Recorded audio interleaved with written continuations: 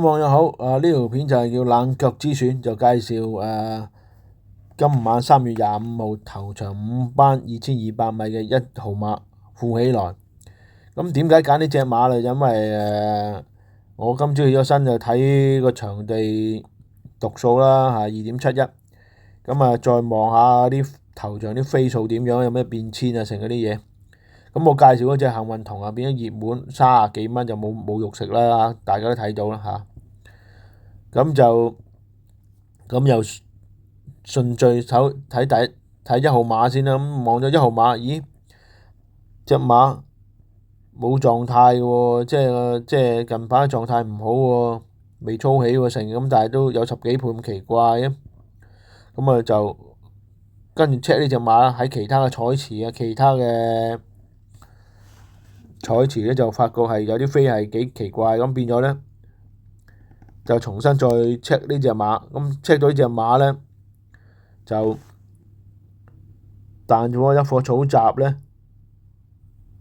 就喺呢個3月16號彈咗課草閘，同呢個驕陽紅心拍咗一課，跳到22秒4喎，有一段係22秒4，咁即係有隻馬有翻啲生氣啦。咁睇下佢都有keep 住練氣啊，游水度兩圈游水度兩圈咁樣都有嘅。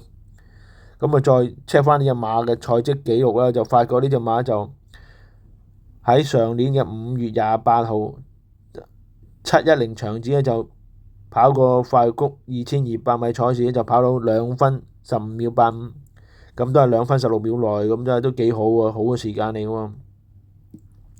咁我再撳去望一望，原來呢隻馬就曾經咧就同呢一場嘅大熱門次熱門都對壘過咧，就佢就跑第4，咁就幸運同行跑第2，夢照快跑第3，佢就跑第4。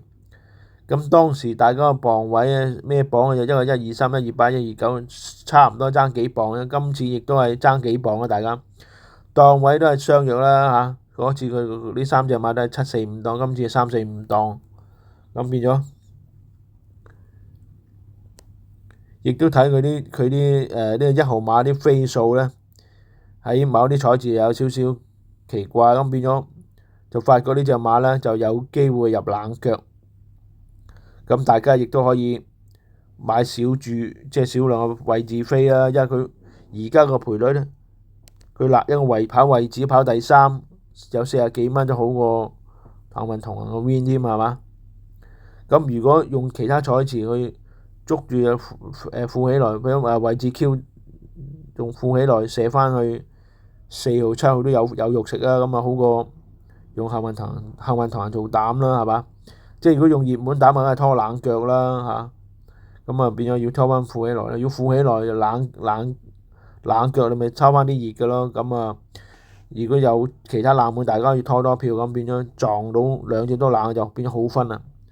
咁呢隻馬見到佢個操練咧，嗰課彈閘啊，喺草地彈閘咧，隻馬即係走單跑到22秒先，因為佢呢啲都係屬於長途種噶嘛，咁變咗佢咁樣拍跳彈閘都可以跳到一段咧，咁即係隻馬狀態就開始嚟緊啦，但係就未十足嘅，咁所以咧佢都冇 win 飛，啲 win 飛唔夠硬淨，因為我睇到佢哋練馬師，其他都睇到啦，係嘛？即係你個狀態未翻到嚟，就未必夠呢紮馬困噶啦嘛。即係贏佢哋就比較難啲。咁跑馬始終有機會有意外，人哋有意外，你冇意外咪有機會你咪本來你3、3、4、4咪變咗推去1、2名咁樣咯嚇。如果你有咩意外，變咗3、3、4、4變咗5、5、6、6咯嚇。咁就變咗見到呢隻馬咧就有呢個直播率啦，咁就可以推介做冷腳啦。咁就希望呢隻咧就1號富喜來咧我就推介今場佢就買位置啦，因為位置好分啊。咁但係佢可能到時臨場落飛啊，咁變咗咧穩陣都係買位置 Q， 用呢隻做膽啊，拖翻啲熱門啦。我就變咗今日嘅臨場頭場嘅推介變咗就係用富喜來做膽，位置 Q 膽就拖翻4號、7號。如果要拖多隻9號嘅都係熱門走唔甩，都係始終都要場台都要講馬氣量啊，個韌力啊嗰啲嘢，咁都係479噶啦。變咗呢場就建議1號做膽買位置 Q 啊，拖479啦嚇。咁至於隻管之友啊，似乎呢，潘頓都嗌唔到飛。咁啊，因為嗰場呢，原來710場次呢，佢都有跑，咁但係佢仲跑得後過富喜來，跑第8，咁就變咗本身嘅實力已經喺嗰場都顯露咗出嚟，真係有啲差距。咁管之友個操練都唔係操到俾到我睇到佢喺一個點講，喺一個勇態，咁變咗都，所以就今場我就唔會睇管之友啊，都估佢出嚟係死多過生噶啦。睇翻近排操練先，管之sorry，管之友。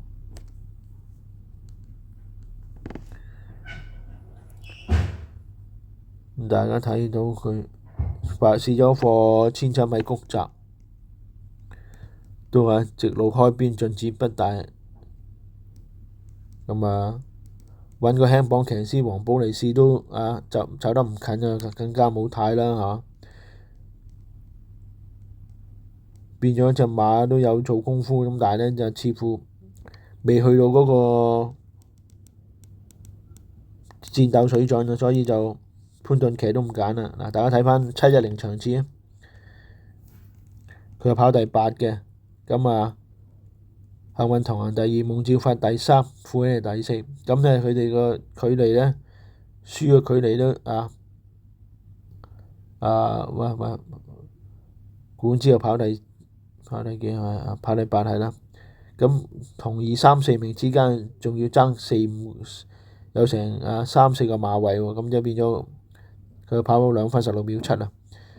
富喜來都係跑2分15秒85，即係抵當2分16秒啦。咁變咗都有成3、4個馬位距離，就即係話本身個質素係爭得遠啲，因為佢都唔係咩重磅，唔係咩輕磅啊。對咩124同嗰啲差唔多啦，佢仲要排2檔，個檔好啲添。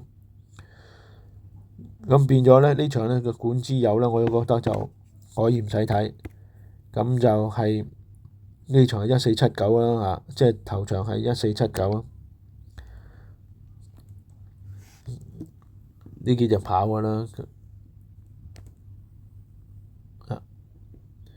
咁變咗我就推介頭場就1號冷腳做位置 Q 膽拖翻479，希望幫到大家贏錢，祝大家好運。